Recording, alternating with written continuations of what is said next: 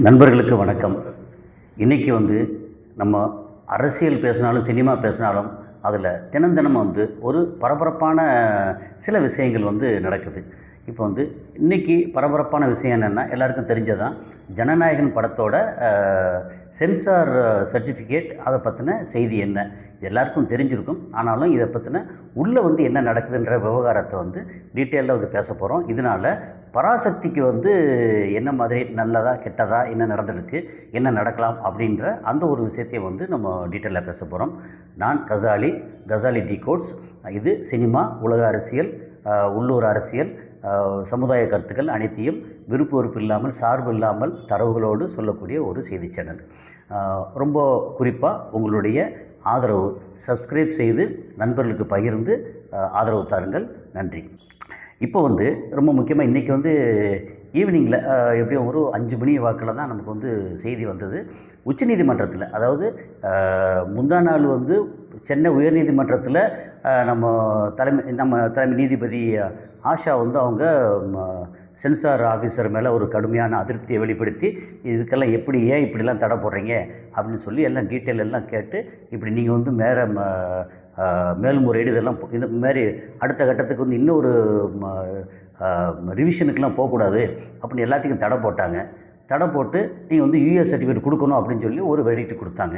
கொடுத்ததுக்கப்புறம் இவங்க என்ன பண்ணாங்க, censor officer CBFC, central bureau of film certification, அந்த டிபார்ட்மெண்ட்டில் என்ன பண்ணாங்கன்னா, சுப்ரீம் கோர்ட்டுக்கு நாங்கள் போகிறோம், சுப்ரீம் கோர்ட்டுக்கு போயிட்டாங்க.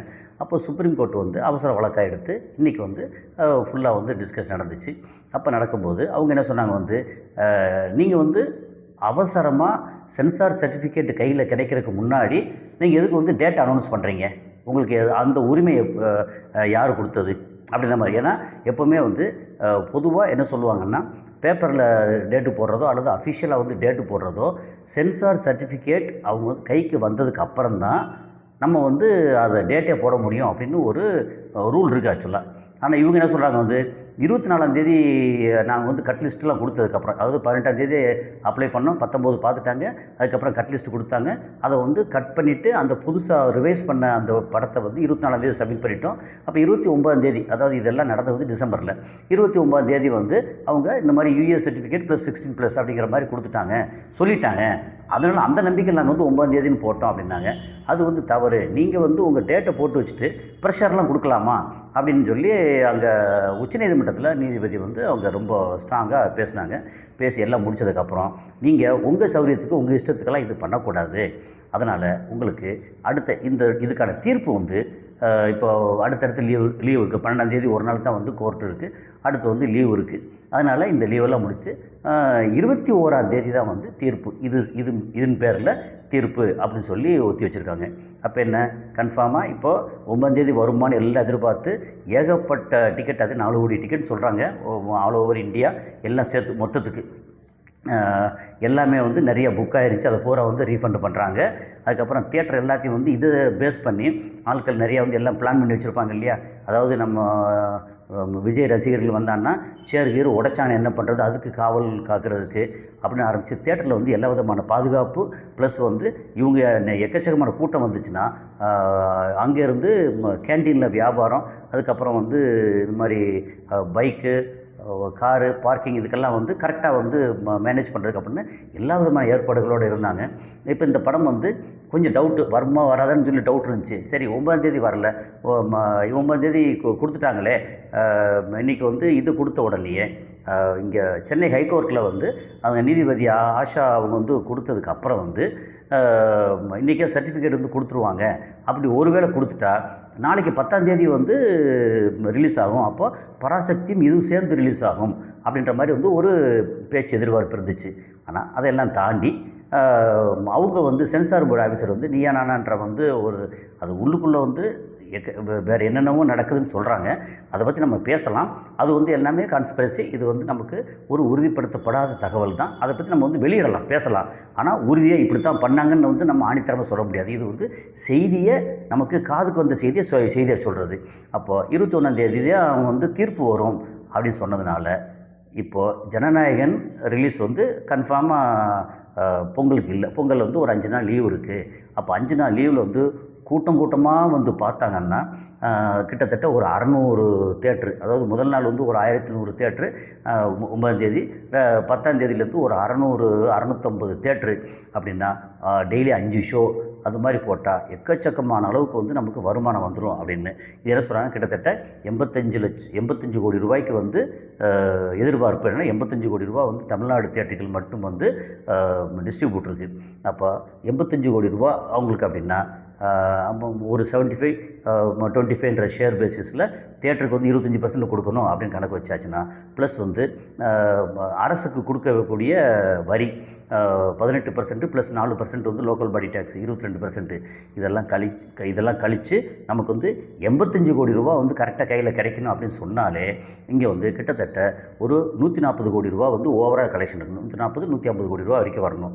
அதுக்கு மேலே வர்றது தான் வந்து லாபம். ஓகே. அப்புறம் இது கேரளாவும் தமிழ்நாடும் சேர்த்து வந்து 105 கோடி ரூபாய்க்கு முதல்ல பேசினாங்க. இதில் ரோமியோ பிக்சர்ஸில் பேசினாங்க. அதுக்கப்புறம் அவங்க வாங்கலாம், அப்புறம் தனித்தனியாக கொடுத்தாங்க. அந்த பிரச்சனை செட்டில் ஆகிடுச்சு, முடிஞ்சது.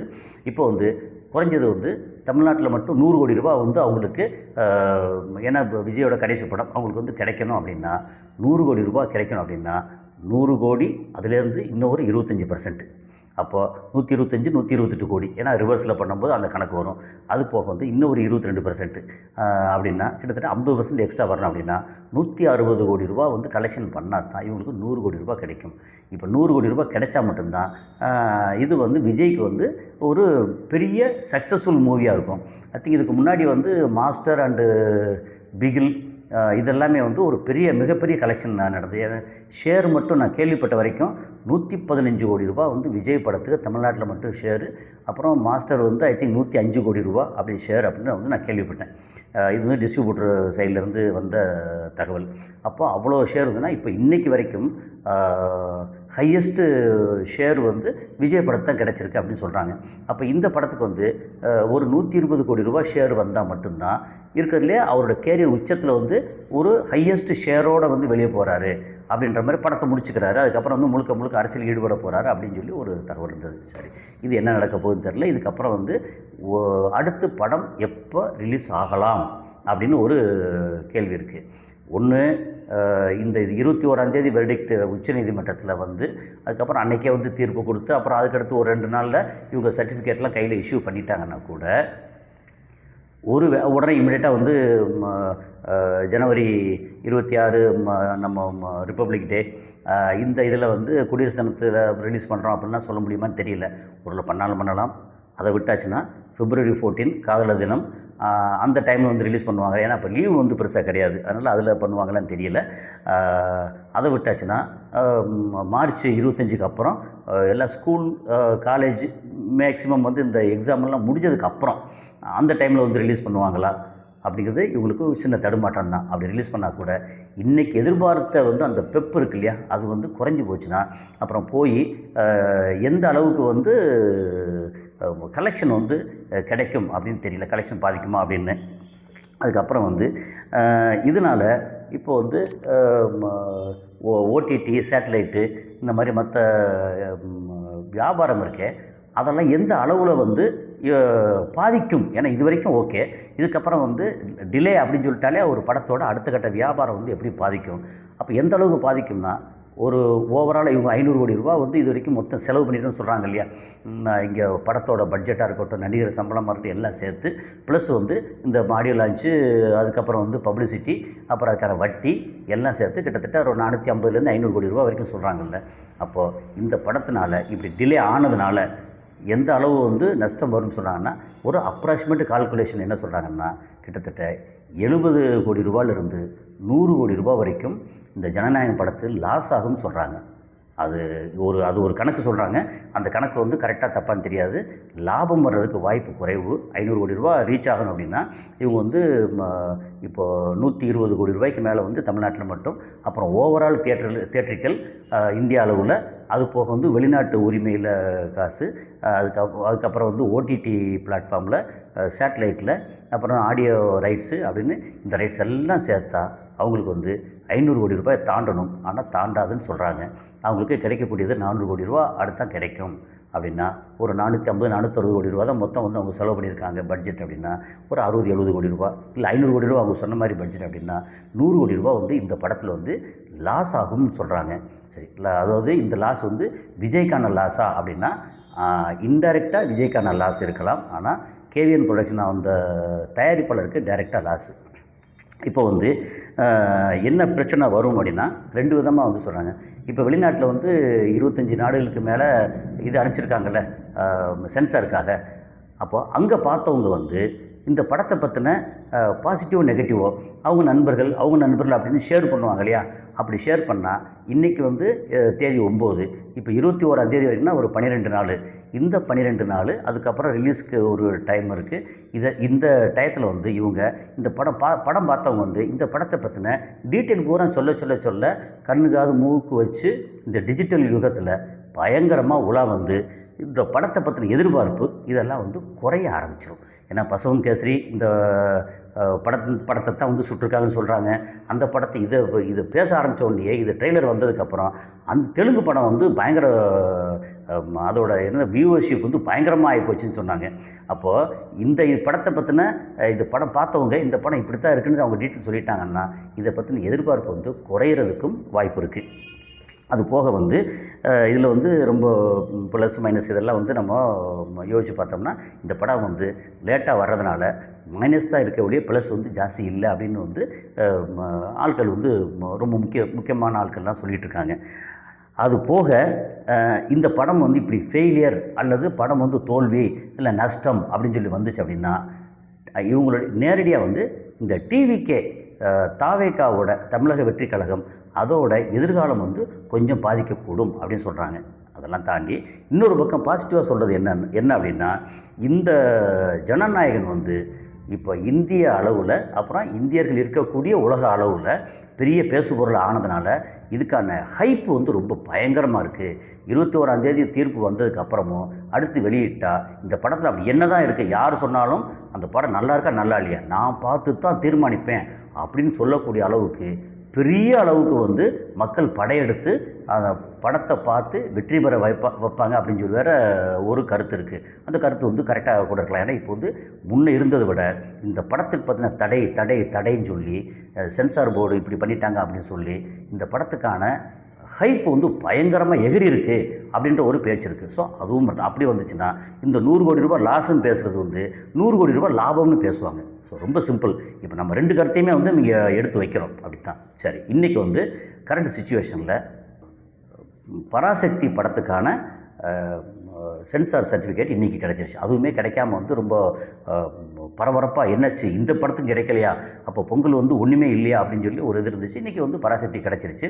அதுக்கு வந்து தேட்டர் புக்கிங்லாம் வந்து ஜோராக நடந்துக்கிட்டு இருக்குது. இப்போ வந்து 450 500 தேட்டர் அப்படிங்கிறது வந்து நாளைக்கு வந்து எப்படி பார்த்தாலும் 700 800 ஈவன் 900 தேட்டர் கூட பராசக்திக்கு வர வாய்ப்பு இருக்குது.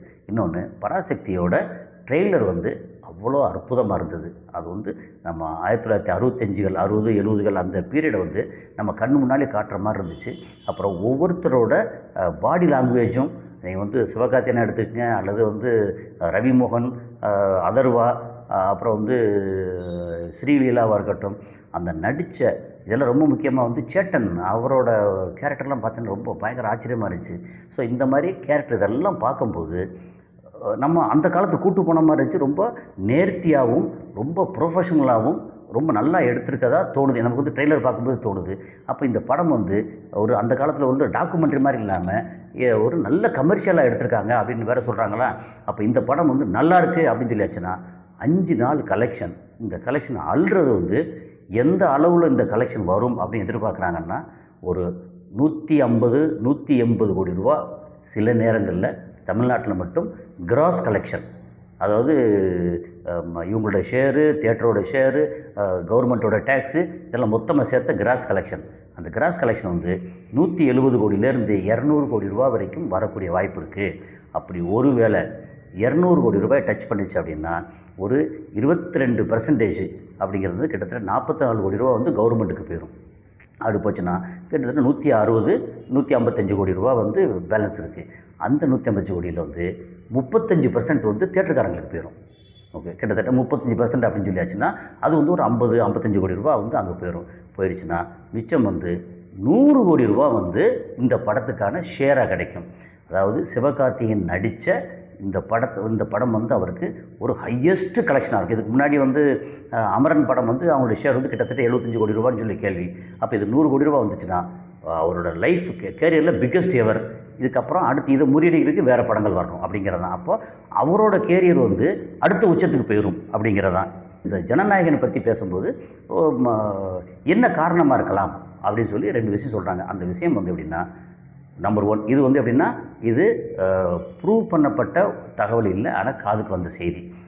அங்கே சென்சார் அதிகாரி அல்லது அங்கே கூட இருந்து பார்த்தாங்க இல்லையா உறுப்பினர்கள், அவங்க வந்து உள்ள பேரம் பேசிக்கிட்டு பெரிய அளவுக்கு இவங்ககிட்ட பணம் வந்து டிமாண்ட் பண்ணதாகும். யார்கிட்ட? கேவின் ப்ரொடக்ஷனில் எனக்கு இந்த அளவுக்கு பணம் கொடுத்தா தான் நாங்கள் வந்து சர்டிஃபிகேட் கொடுப்போம், இல்லைன்னா நாங்கள் வந்து பிரச்சனை பண்ணுவோம் அப்படின்னு கேட்டதாகவும், அவங்க வந்து இல்லை அப்படிலாம் தர முடியாது அப்படின்னு சொல்லி கொஞ்சம் அலட்சியப்படுத்தினாகவும். அலட்சியப்படுத்துறதுக்கு என்ன காரணம்?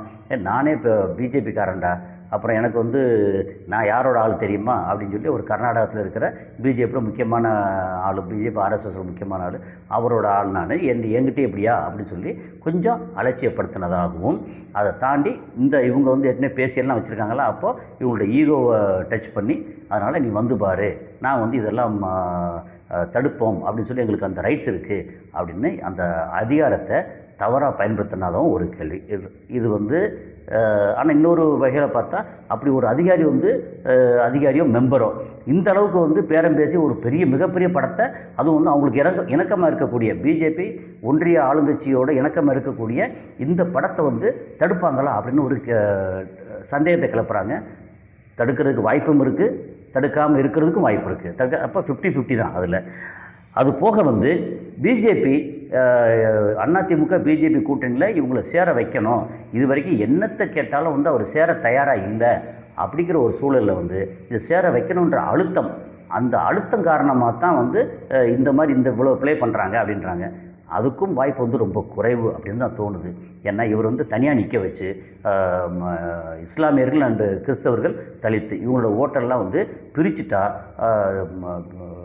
டிஎம்கே வந்து கொஞ்சம் திணறும், அவங்களுடைய வெற்றி வாய்ப்பு வந்து கொஞ்சம் குறையும். ஒரு 150-160 கூட்டணி வந்து 150-160 இடங்களில் வந்து ஜெயிக்கிறாங்க அப்படின்னா அது வந்து ஒரு 100-120 இடத்துக்குள்ளே வந்து கட்டளை பண்ணிக்கிறலாம். அதுக்கு வந்து விஜயோட இந்த தாவேக்க உதவும், தனியாகவே நிற்கட்டும் அப்படின்னு சொல்லி சொன்னதாக வேறு தகவல். இதெல்லாம் தாண்டி என்னத்தை பண்ணாலும் உள்ளுக்குள்ளே வந்து பல விஷயங்கள் நடக்குது. நமக்கு அப்பப்போ கிடைக்கிறது வந்து இங்கே வந்து தகவல் பரிமாறுறோம். என்ன பண்ணாலும் படம் இது வந்து 21ஆம் வந்து தெரிஞ்சதுக்கு அப்புறம் என்றைக்கு ரிலீஸுங்கிறத அனௌன்ஸ் பண்ணுவாங்க. அது வரைக்கும் ஆரூடங்கள் இன்றைக்கி வரலாமோ, அன்றைக்கி வரலாமோ, 26 வரலாமா, ஜனவரி 26 வரலாமா, பிப்ரவரி 14 வரலாமா, அல்லது மார்ச் 26க்கு அப்புறம் வருமா அப்படிங்கிறதெல்லாம் வந்து எல்லாம் வந்து பேசிக்கிட்டு இருப்போம். அப்போது அஃபிஷியல் வந்து அவங்ககிட்ட கேவின்லேருந்து வந்ததுக்கப்புறம் தான் நமக்கு வந்து உண்மை தெரியும். அடுத்து ஒரு காணொலியில் சந்திப்போம். நன்றி.